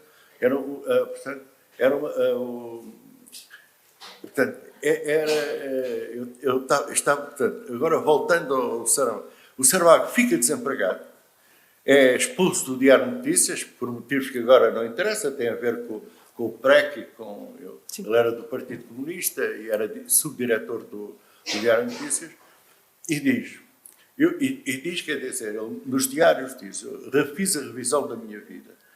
Eu estava desde, vamos pôr 20 anos, a querer ser escritor e não conseguia. Tinha editado aqueles pequenos livros que todos se editam e que não fazem história. Aliás, eu digo, estes livros todos eu nem entro nem no nota de rodapé da história da literatura do Oscar Lopes, que é uma história da literatura muito conhecida cá. Então, o que é que ele está sem dinheiro? Vai para o Alentejo ter com os amigos de uma cooperativa agrícola. Os Bezuga. Este casal fica na história por causa disto. Pergunta se pode ir para lá, se tem cama para mim. Ele pressupunha que ia fazer a sua comida. Não, vens cá, tens uma cama e comes o que nós comermos. E ele esteve lá 3 meses. Depois, mais outro tempo interrompido. E o que é que ele faz durante estes 3 meses? Portanto, os trabalhadores levantavam-se às 6 da manhã, iam para o campo trabalhar, e ele ficava por ali sozinho, depois aparecia uns amigos e tal. O que é que ele fez? Falava com a população. E a aldeia Lavre, perto de Montemor do Norte, e falava com a população. Falava, pura e simplesmente. Metia conversas, ia ao café, ia à taberna, aproveitava e com um carrinho de mão trazia a lenha, trazia carvão. Pronto, ele queria falar com as pessoas e falava. E durante 3 meses, e à noite, Era ele que se encarregava de fazer a lareira e ficavam todos a falar ali, a contar histórias, os avós, as tradições, os mouros, o São Jorge, não o Jordi, mas o São Jorge também, há lá também, a Rainha Santa Isabel, que tinha vivido lá, etc, etc. E ele vem para cá e quer escrever um romance sobre a reforma agrária, sobre aqueles trabalhadores, como estavam a ser injustiçados. Naquela altura os terrenos do Estado estavam a passar para os latifundiários, era a lei Barreto. E ele começa a sentar-se e escreve várias vezes, tenta várias vezes, e qual é o modelo que ele tem na cabeça? É o neorrealismo. O neorrealismo, portanto, o operário é mau, o operário é bom, o latifundiário é mau, o operário é triste, o latifundiário é luxurioso, etc, etc. Um dia, ele chega um dia à noite, está cansado, senta-se novamente a escrever à mão, depois passa a escrever, ele escrevia sempre à máquina, mas nesta altura começa a escrever à mão, começa a escrever à mão como quer, deixa o inconsciente sair. Deixa o inconsciente, como se fosse um texto íntimo, confessional, digamos assim. E nesse texto íntimo, confessional, ele escreve como os trabalhadores do campo falavam. Escreve como falavam. Ele depois vai dizer, os meus livros são para serem lidos em voz alta, ou alguém ler e eu estou a ouvir. E nessa altura, porque ele está a escrever, ele abandona todos os sinais gráficos, menos a vírgula. Depois recupera o ponto. Mas travessão, ponto e vírgula, reticências, ponto de exclamação, etc. E deixa isso tudo e faz, depois, mais tarde, ao compor o livro, ele passa a dizer que as vírgulas são como pausas na música. O ponto final, o ponto, é uma pausa mais longa, E, portanto, corta aquela história gramática do século XVIII, que cada frase é uma ideia, cada ideia divide-se em várias orações podem ser causais, podem ser... É como nós escrevemos inconscientemente. E vai escrever como o povo fala. E vai escrever numa torrência, não é? E torrencialmente, luxuriosamente. Torrencialmente. E isso se afasta do neorrealismo. E com isso afasta-se do neorrealismo. Totalmente. Mas ainda falta uma coisa, não sei. Mas daqui a um bocado digo, posso dizer. Agora que depois eu tenho mais perguntas. Não, ele passa a escrever, então, como o povo fala, e no ano seguinte vai escrever o Memorial do Convento. E para escrever o Memorial do Convento, que é um convento do século XVIII, da primeira metade do século XVIII, ele vai estudar os textos barrocos, principalmente o Padre António Vieira. Vai ler avidamente o Padre António Vieira, que é para quem não souber, é um dos escritores barrocos mais conhecidos em Portugal. E então está 6 meses a ler, a pensar no romance, quem vai aparecer, quem não vai aparecer, mas sempre a ler o barroco. Durante algumas horas por dia lia textos barrocos, poemas barrocos, canções barrocas, Dom Francisco Manuel de Melo, Matias Aires, e o Padre António Vieira, etc, etc. E quando começa a escrever o Memorial do Convento, o que é que ele faz? É este o grande milagre de Saramago em 80. E por isso ele tem êxito, e outros, quer dizer, tiveram um êxito relativo. Ele teve logo êxito internacional. Portanto, o Zafirino pôs logo, a partir de Frankfurt, a vender para todo lado. Ele vai misturar, e este é que é o grande milagre do Saramago, mistura a linguagem popular, concreta, com pregões, com provérbios, ele tem imensos provérbios lá, com a literatura barroca, com uma linguagem barroca. Ele faz aquilo que ninguém podia imaginar. A linguagem oral do camponês é uma linguagem semanticamente concreta, ligada à realidade do dia-a-dia. Enquanto a linguagem barroca é uma linguagem erudita, das elites que falavam latim. Portanto, em cada 2 versos, um era em latim. Portanto, era a linguagem da Igreja. Ele vai, no Memorial do Convento, ele mistura as duas. E é isto que faz, que a marca, entre aspas, barroco do Saramago, que ele vai ser assim até ao ano da morte, o Evangelho, o ensaio da cegueira, faz uma limpeza, já não quer ser barroco. Já lá vamos. E é então. outra história. Já lá vamos. Estamos a falar com o Esteban também e estávamos a ouvir testemunhos de gente muito nova, daquilo que eu pude perceber ali, a maneira como eu pude perceber o catalão, que não é muito grande, mas e diz-se muitas vezes que um escritor, depois de morto, já não pode falar sobre os seus livros, já não pode fazer as conversas como ele fez ali, e é muito difícil conquistar leitores de novas gerações. A minha pergunta tem a ver com isso. Como é que esta geração, que já não pôde ter estes encontros com o Saramago vivo na Catalunha, ainda tem se revê naquilo que ele escreve de uma maneira tão forte? Desculpa. Eu não posso... não tenho a resposta para essa questão. Não sei. Eu acho que Saramago tem evidentemente uma voz única e pessoal, tem essa habilidade para escutar o povo, como dizia Miguel aí, eu gostaria até de fazer uma pergunta depois, a Miguel, ao final eu faço a pergunta, porque aqui é o experto, o doutor é ele. Não, então, eu não sei, evidentemente é a voz. Saramago tem uma voz que depois tem um posicionamento. Para mim, uma das coisas que mais me impressionou de Saramago é a sua coerência e o seu compromisso. É muito fácil dizer isso, uma pessoa coerente, uma pessoa comprometida. Muito fácil de dizer, mas muito difícil de achar você uma pessoa que realmente cumpla isso. E Saramago cumplia. Saramago era alguém que se comprometia, alguém que você via uma linha totalmente coerente e que essa radicalidade que tinha como escritor estava também não somente em como ele falava, mas nos temas que ele escolhia. Por isso que ele sempre situava todos esses temas no território do ser humano, da pessoa, e você sentia com Saramago que era alguém que falava diretamente a você. Ele dizia que ele, no princípio, ele escrevia para ser amado, que depois mais tarde escrevia para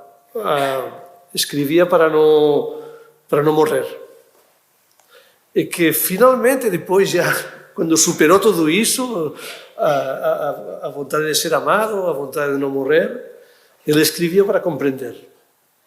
E eu acho que quando você lê Saramago, você compreende melhor a vida, compreende melhor como somos. E isso é a chave que faz isso dele um escritor universal. Um escritor que é português, porque é tremendamente português.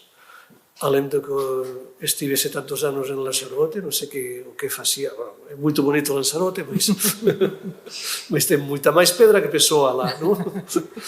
Mas ele é muito português, mas a gente lá sente como muito catalão. Eu diria Saramago é catalão. E além disso tem outra coisa mais que vincula ainda mais forte o personagem com nós, que é que nós tínhamos uma ministra do Partido Popular, da direita. Eu não sei como é a direita portuguesa, mas a direita espanhola não desejo para vocês. Não a desejo para vocês. Então, essa ministra que nós tínhamos, que ainda é uma política que está nativa, mais ou menos, ela, acho que foi um pouco antes do Prêmio Nobel, um pouco assim, que ela falava da escritora Saramago. Saramago. Então, mas isso era a ministra da Cultura. Era a ministra da Cultura da Espanha. Aí está tudo... Ou disse tudo aí, não? Mas eu só gostaria, aqui tendo aqui, aproveito que estou aqui, não sei se tem alguma relação, porque quando você falava disso, da habilidade que tinha Saramago para escutar a voz do povo e trasladar essa voz dos camponeses, tudo isso. Tem uma grande obra da literatura brasileira que é Guimarães Rosa, com Gran Sertão Veredas, que também é um pouco isso. Então, eu não sei se tem, você que é um experto, alguma relação. Sim, há uma relação entre o Guimarães Rosa e o Saramago, no sentido da inspiração popular. Agora, o sertão, a linguagem que o Guimarães Rosa usa no sertão, que é a linguagem de Belo Horizonte, das Minas Gerais, é uma linguagem cerradíssima. O homem que vive em Rio de Janeiro, ou paulista, tem que ler o Sertão Veredas, não é? Com notas. Sim, eu não entendi nada. Há quem diga que é uma linguagem inventada. Há quem diga que é uma linguagem inventada sobre... Há uma curiosidade também. O Guimarães Rosa escreveu esse livro e outros, mas sobretudo um povoado de origem alemã no meio de Minas Gerais, numa casa onde nós estivemos e tal, numa mesa de pinho. Mesa de pinho, pobre. Ele não era pobre, ele tinha propriedades, mas era austero, digamos assim, bastava-lhe uma mesa para escrever. O Saramago escreveu o ensaio sobre a sequeira, numa mesa de pinho, roída, que os cães estavam a roer, mas ele não conseguia parar, os 3 cães roíam as pernas e ele continuava a escrever, já em Lanzarote. Voltando às marcas, temos aqui no Saramago o tempo, a história, a religião, a relação entre bem e mal, aquilo que o Francisco chamava a atenção há pouco, que é um compromisso com a sociedade, que ele leva para a literatura de uma maneira que muito poucos escritores conseguem fazer, de uma maneira, como diria, literariamente boa. Boa, não é? boa. Sabes qual era o truque dele? Qual era o truque? Sou eu que digo, não é ele que está a dizer eu tenho um truque. Atenção, não é ele que está a pensar eu tenho um truque e agora vou aplicar este truque. Era a palavra não. Sim. A palavra não. O que é que o senso comum diz? Ele está contra. Só um exemplo, mas podia-se dar exemplo de todos os livros dele. Em 1986, Portugal e a Espanha entraram na Comunidade Europeia. Em 1986 ele conheceu a Pilar, também. Portanto, há aqui uma comunhão de interesses, digamos assim. Ele era contra a Europa, chamava a Europa o Império das Finanças. E a Alemanha era o novo império que a Alemanha ia comandar financeiramente e tal. Pronto, essa era, digamos assim, o aspecto político dele. Eu sou contra a entrada no mercado comum, como se dizia. Pronto. Mas se eu escrever um livro a dizer que sou contra a entrada no mercado comum, é um romance normal, igual a muitos rapazes e raparigas que escrevem romance a dizer eu sou contra o curso tal, eu sou contra o ministro tal. Então o que é que ele fez? Este não é uma inspiração e depois dá um salto estético. Tem que encontrar um modo de que este não se reverta numa espécie de sim. Então, a Joana Carda, com uma vara de negrinho, faz um risco nos Pirineus e abre uma coisa. Isto já é estético. Sim. Isto sabemos que não é possível. Mas ele não tem limites. O realismo do... Isto leva um bocadinho ao realismo mágico sul-americano também, não é? Está aqui. Isto remete um bocadinho para o realismo mágico sul-americano, não é? Sim, acusaram de realismo mágico. Acusaram. Ele e o outro que apareceu nesta altura, que foi João de Mel. E o João de Mel disse, não tenho nada, nunca li isso. Ele, o Saramago, tinha lido, mas disse não. Portanto, mas qual é a ideia? A ideia é pôr a Península Ibérica a navegar no Atlântico, vai rodopiando, fica no meio entre a América Latina e a África, Então, qual era a ideia dele? É que Portugal e a Espanha se unissem com as suas antigas colónias, se unissem, não era colonizar novamente, não era?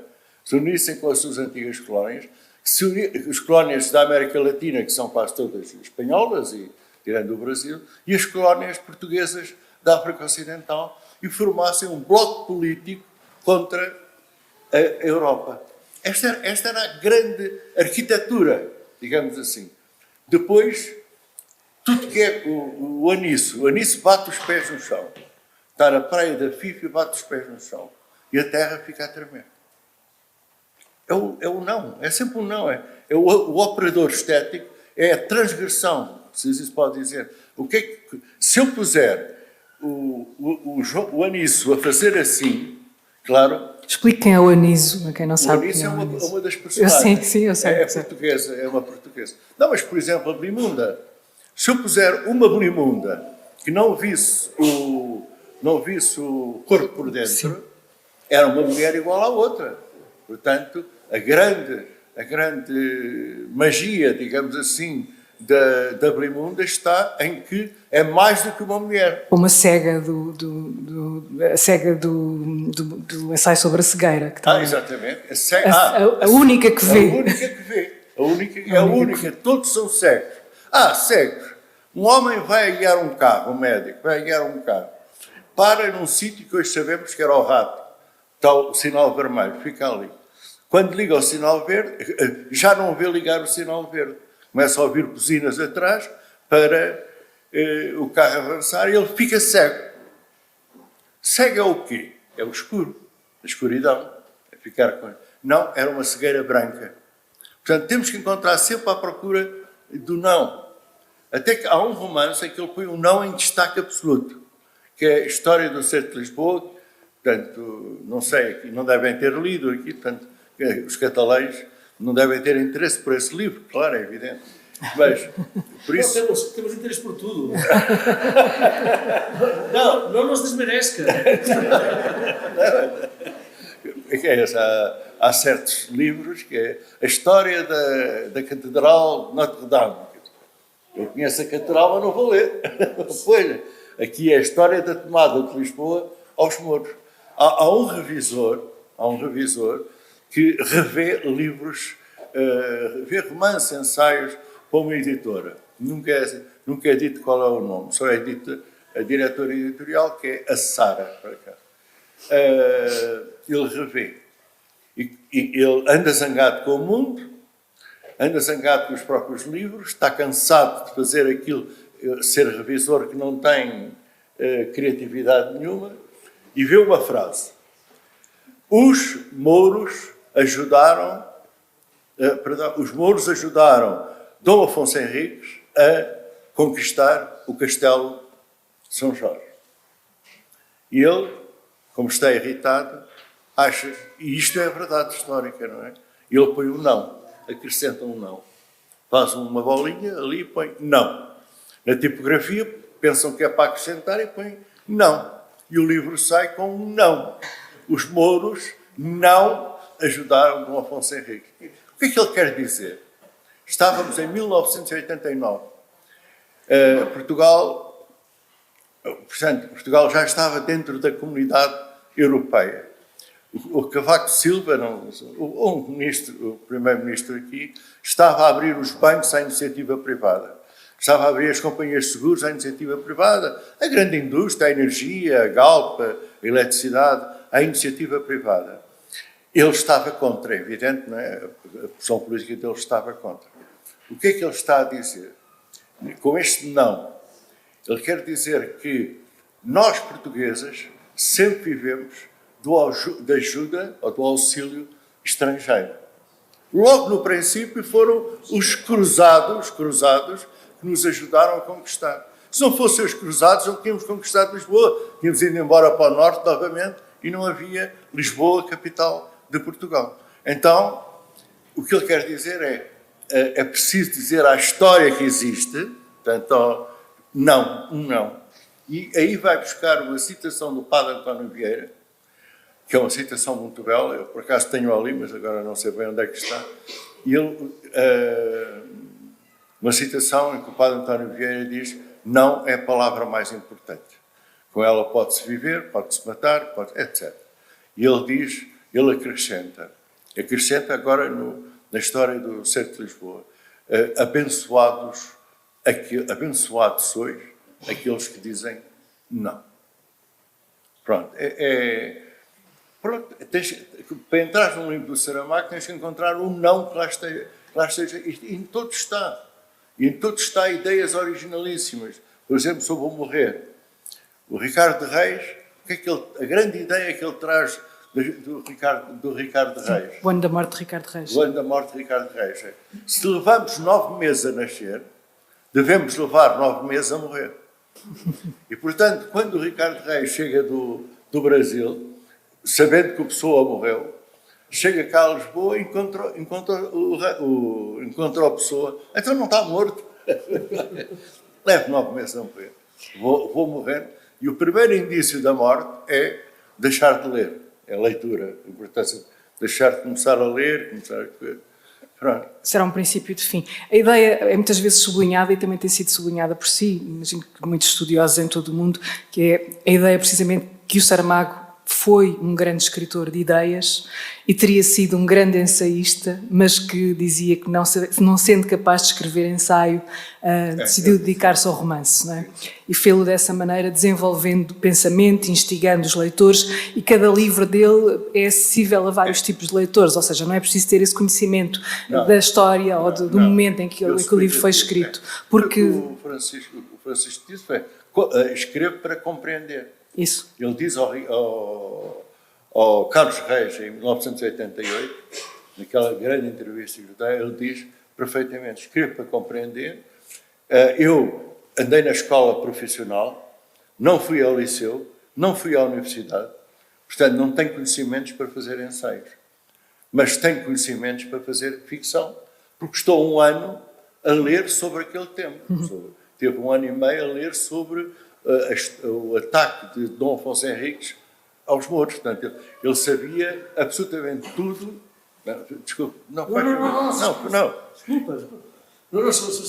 Só que, um pouco afundando, seguindo nessa linha, quando ele recebe o Prêmio Nobel, eu acho que ele fala dos seus avós, de Jerônimo e de José, e sobretudo de Jerônimo, que ele lembra de como tem essa imagem de que ele na morte, antes de morrer, foi abraçar todos os árvores para se despedir deles, não? E isso que é uma imagem muito potente, mas falava dos seus avós porque ele vem das histórias. Eu acho que ele vai ao romance, apoia, mas porque ele aprendeu do seu avô, mesmo que não sabia escrever, não sabia ler, mas sabia ele aí debaixo da figueira, que é o que contou no discurso do agradecimento do Prêmio Nobel, que ele, Saramago, está aí lembrando do seu avô, que debaixo de uma figueira, mirando as estrelas ele estavam os dois e explicava histórias. Então, e acho que Saramago descobriu nesse momento a força das histórias. Muitas vezes a história é romance, a história é... Eu me lembro nesse momento, quando ele chegou a Barcelona para apresentar o ensaio sobre a lucidez, ele dizia que eu estava muito indignado pela situação que estava vivendo nesse momento Portugal. Ele falava de um país de 10 milhões de habitantes, que tinha 200.000 pessoas que tinham fome, que tinham 2 milhões de pessoas...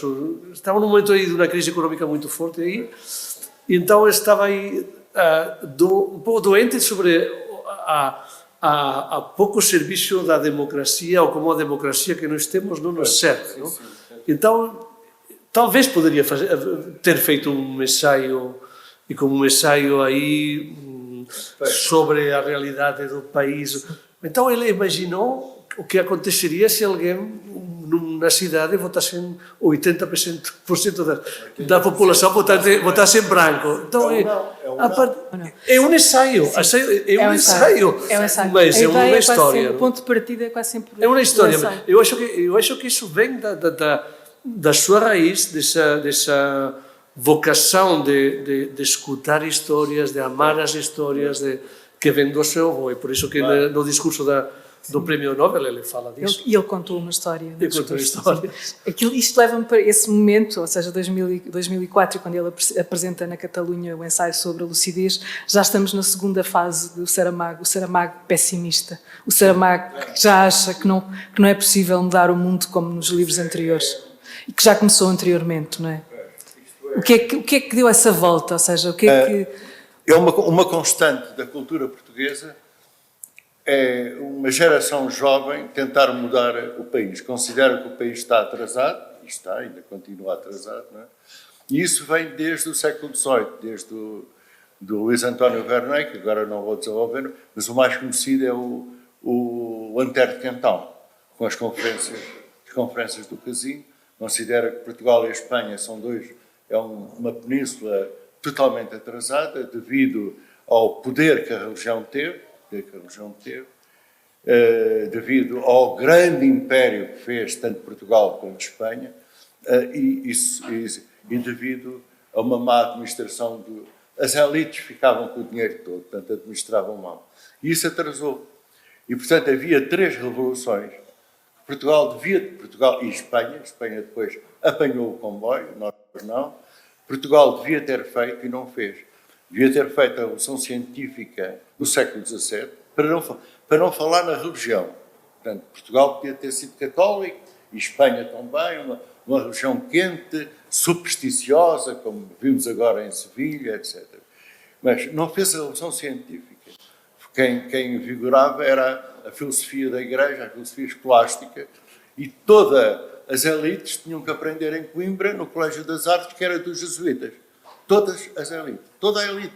E a elite era quem? Era a nobreza e um ou outro filho de comerciante ou filho de médico que queria seguir essa profissão. Não fez a Revolução Científica. Não fez a Revolução Democrática no século XVIII, com a França, não é? A Espanha também não fez, embora apanhasse depois a República rapidamente. E portanto, fomos sempre um país absolutista. Sempre com a ordem vem da autoridade, quem está por cima. Seja um cima baixinho, seja um cima lá em cima. E não fizemos a Revolução Industrial no século XIX. Pronto, que a Espanha depois já fez no tempo do Franco.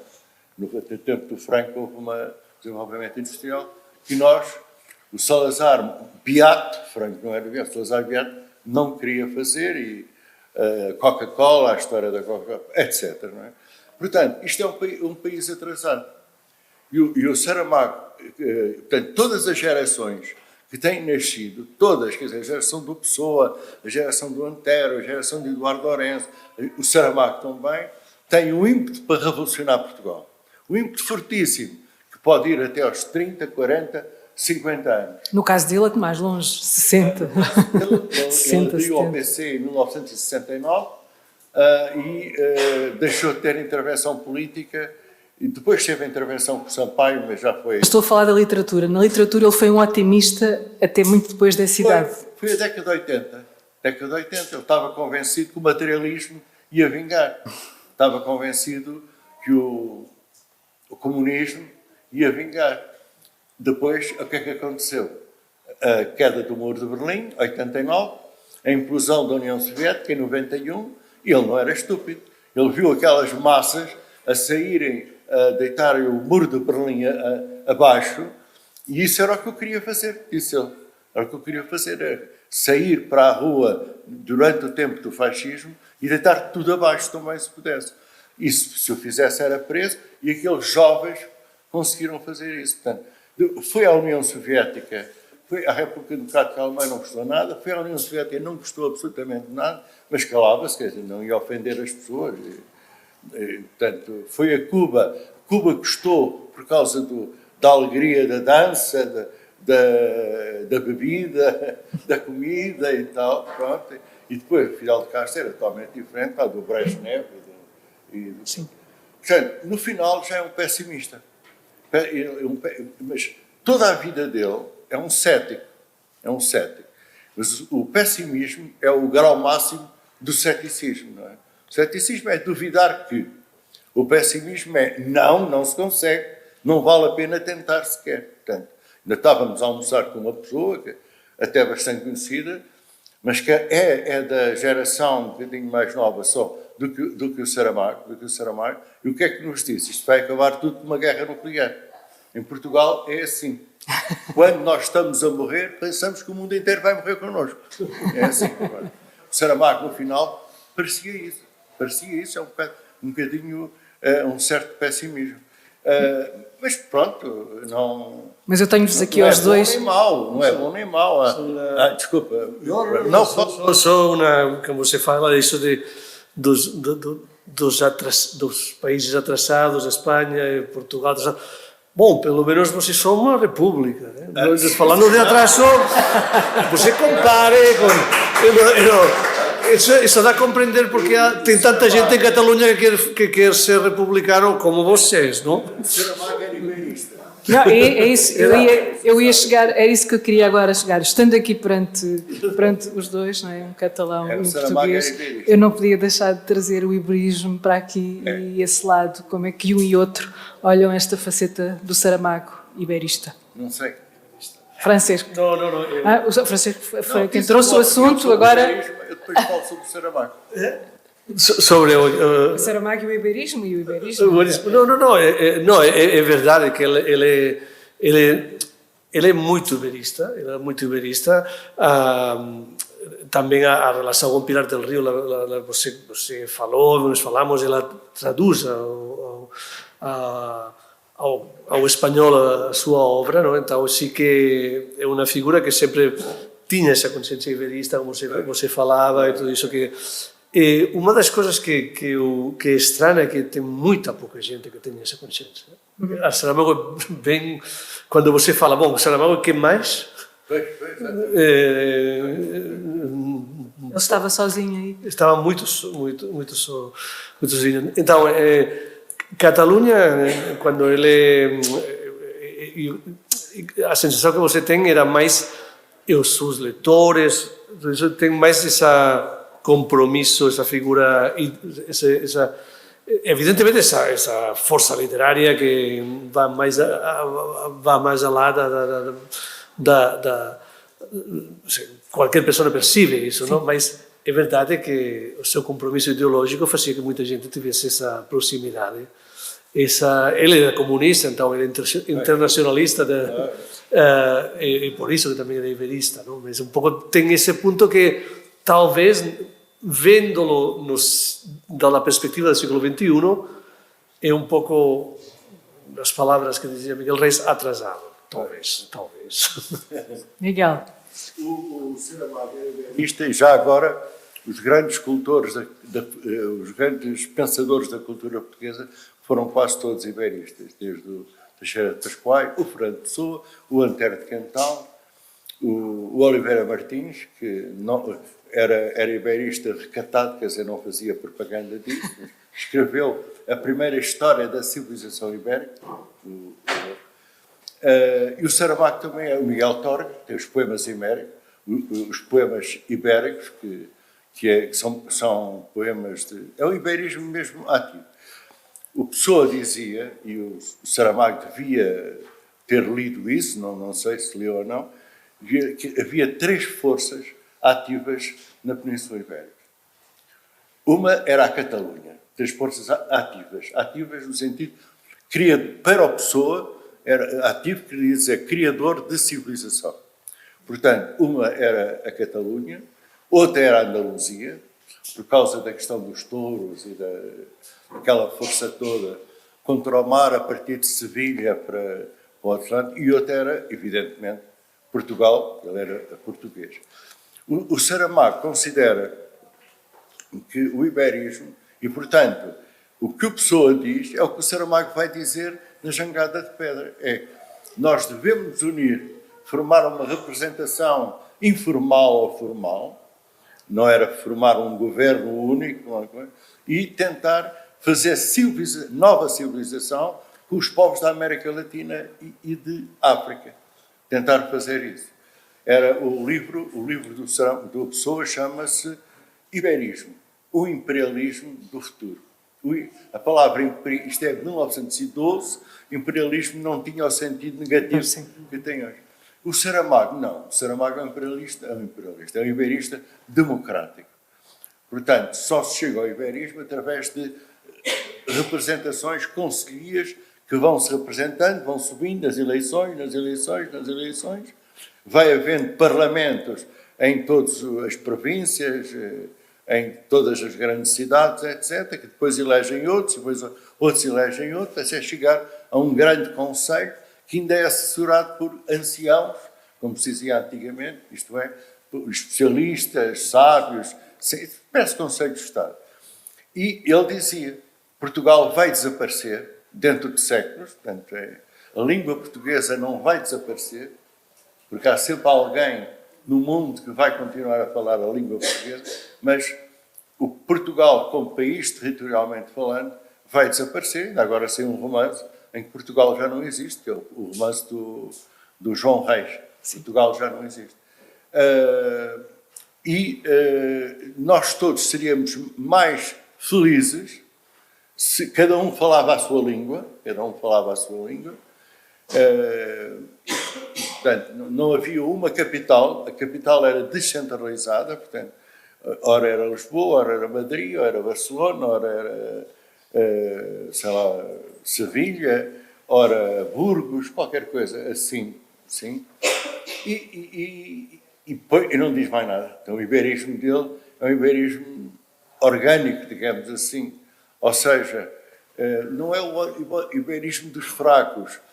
Nós somos fracos, a Espanha é fraca, vamos encostar e vamos ficar fortes. Não, é o iberismo dos bons. Ou seja, era um iberismo para que os povos fossem mais felizes, fossem mais prósperos e pudessem ajudar as antigas colónias.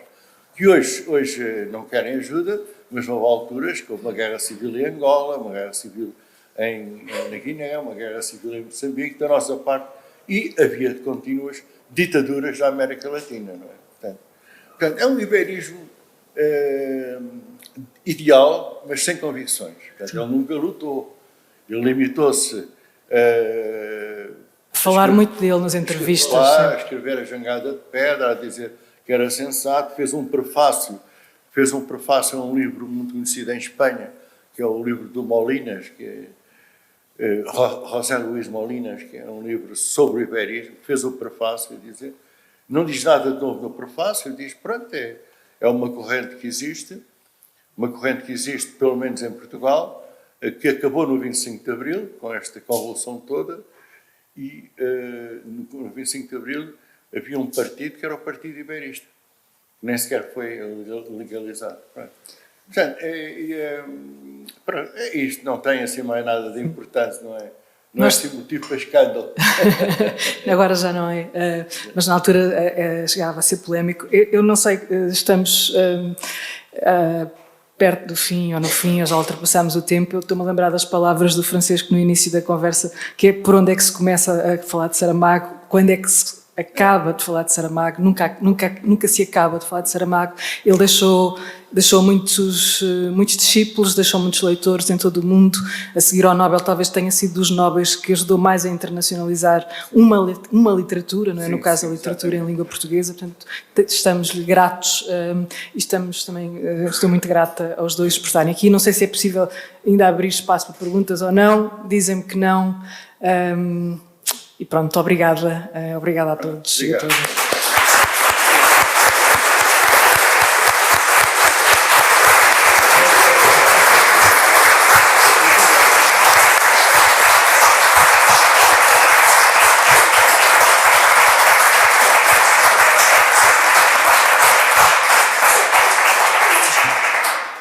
E com esta conversa tão interessante sobre o escritor José Saramago, finaliza aqui a nossa celebração do Dia de São Jordi 2022 aqui em Lisboa.